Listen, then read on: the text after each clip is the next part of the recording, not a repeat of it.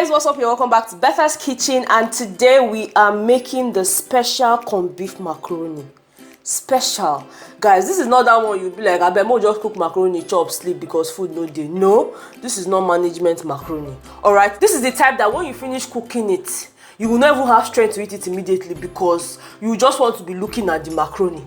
Now, if you are interested in this recipe that I am shouting about, then you had better keep watching because it's about to be lit. It's about to be lit. Yeah, now in Betha's Kitchen. So let's just get right into the recipe, okay?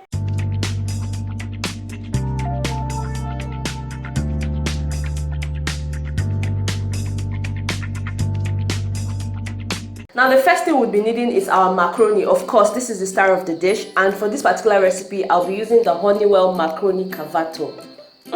Sound like a chef, cavato. Anyways, moving on. Next up is our corned beef. I actually just took out the whole corned beef from the whole tin. Bear in mind, I'll leave the quantity of every single thing in the description box, so feel free to check that out, alright? Here we have our chopped tomatoes. And of course, our chopped green bell peppers. Guys, I love the color this adds to the dish. It actually adds color and it adds a lot of flavor. This meal wouldn't be complete without our onions, and I love to have a lot of onions, which is why I have a whole bulb of onions chopped up for just one pack of macaroni, okay? Next up is our tomato paste, and for this particular recipe, I'll be using Gino just because that's what I have in the house, so feel free to use any brand of your choice. Of course, we'll be needing some seasoning cubes. I personally love to use Knorr chicken, but feel free to use whatever seasoning cubes you have available. Next would be our ginger powder. Feel free to use fresh ginger if that's what you have. Personally, I do not like to peel ginger. I'm so lazy. But anyways, use what you have. We would also be needing some thyme.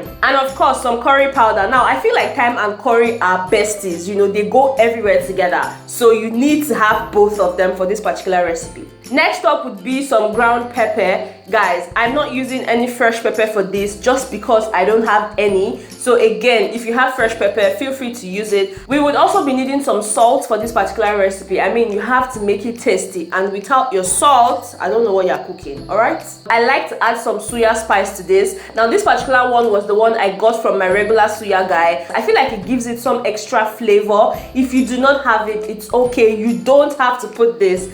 I just have sweet mouth, okay? Let's just put it like that. I have sweet mouth. Now, without wasting any more time, let's just get right into the cooking, okay? Now, the first thing we want to do is cook our pasta. And to do that, we need to boil up some water, okay? Please don't be that person that pours water into the pasta almost immediately. It turns out soggy, and you do not want that. Now, I'm going to add a little bit of salt into my boiling water just before I pour in my pasta. Next up would be my macaroni. All of this has to go in right about now. You want your macaroni to be cooked, all right? But you don't want it to get really soft. You want to cook it for about 90%. While this is cooking, I'm just going to go ahead and prepare my sauce. I can only do this because I have two burners. Right now, I have some vegetable oil in my pan already heated up. So I'm just going to go on with the process just to make things a little bit faster. Now, the first thing I'll be adding into my oil would be my onions. Okay, guys, you need to get the aroma from the onions before anything else. To do that, you want to let your onions sit in the oil for about a minute, just so that it releases that very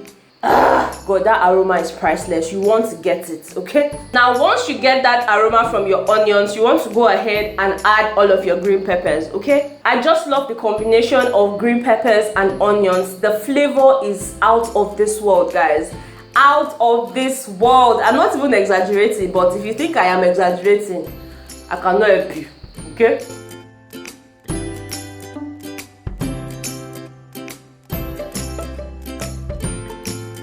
Now you want to go ahead and add your tomato paste after letting your onions and pepper fry for about 2 minutes or 3 minutes. Guys, to be honest, I did not time this, but don't let it fry for too long. By the way, I did not use the whole sachet of tomato paste. I used half. But if you want more redness to your food, then you might as well use the whole sachet. Let this fry properly because we're trying to get rid of the sour taste from the tomato paste, but you need to also stir from time to time. So right now, I'm just going to add 1 teaspoon of thyme, 1 teaspoon of curry. You also want to stir this from time to time just to make sure that nothing is burning. 1 teaspoon of ginger powder, 1 teaspoon of Suya spice. Again, all the measurements would be in my description box, so feel free to check that out. 1 teaspoon of grounded pepper, but feel free to add more if you want. 3 seasoning cubes. Now we get to introduce these tomatoes to her in-laws, okay? The reason we're leaving this till this time is because we don't want the tomatoes to fry for too long. Now we're going to add the corned beef to this and stir fry for a little bit, okay?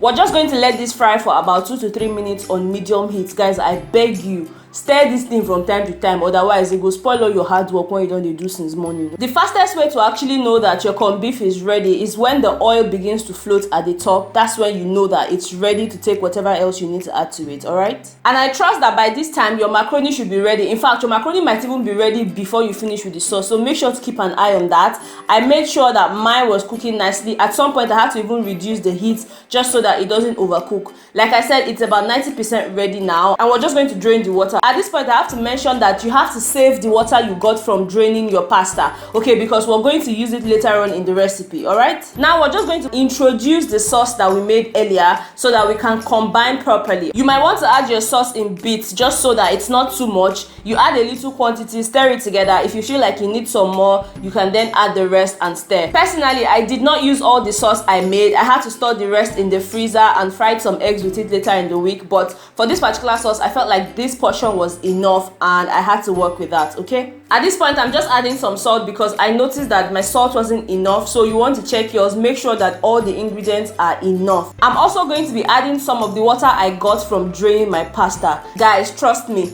this water takes this dish to another level. You don't want to add too much, just a little bit, because we want this pasta to steam up again for another 2 to 3 minutes. That's why I said you need to cook it for about 90%, just so that when you let it steam, it doesn't become soggy and, you know, just very terrible, okay? Now you want to give that a final stir. Let this sit on the stove for about 2 minutes on medium heat and your pasta is ready to be served.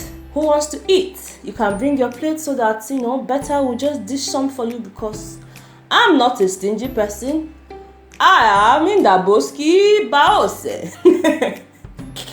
Okay guys, at this point I really do not know what I'm talking about, but I hope you guys enjoyed watching this video. If you did, please don't forget to give me a very big thumbs up. Subscribe to my channel if you haven't subscribed. Alright, thank you guys so much, and I will see you in my next video.